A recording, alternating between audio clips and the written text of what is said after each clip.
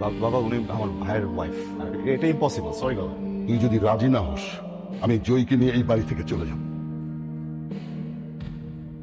আমি জানি আপনি আমাকে কোনোদিন ক্ষমা করতে পারবেন না, কোনোদিন আমাকে ওয়াইফ হিসেবে মেনে নিতে পারবেন না। আসলে আমি একটা মেয়েকে অনেক ভালোবাসি, অনেক।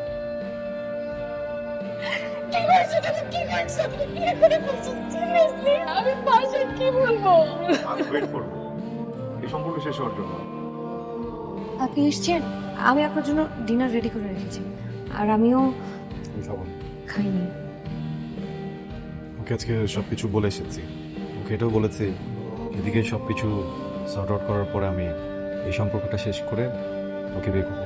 কিন্তু দেখেন, আমি না আপনার জীবনের ভালো মানুষটা না হতে পারলেও আপনার জীবনের খারাপ মানুষটা হতে চাই। একটু কথা বলি, এসির টেম্পারেচারটাকে একটু বাড়িয়ে দেওয়া যায়? আপনি একটা কথা বলবো? আমার মনে হয় আপনি আজকে উপরে ঘুমান, আপনি এখানে ঘুমান, আমি বাইরে ম্যানেজ করে দিচ্ছি। বাবা শুধু শুধু সেলিব্রেট করবে, তাই আপনি এখানেই ঘুমিয়ে যান। আমার বাবা আপনার থেকে আমি ওনাকে একটু ভালো চিনি, আমাকে ডিল করতে দেন। আমি যখন সকালবেলা এসে জিজ্ঞেস করবো এখানে শুয়েছিস কেন, ঘুম এসে গিয়েছিল, শুয়ে পড়েছি। বুঝলাম না বাবা। বাবাকে ডিল করে আসলেন?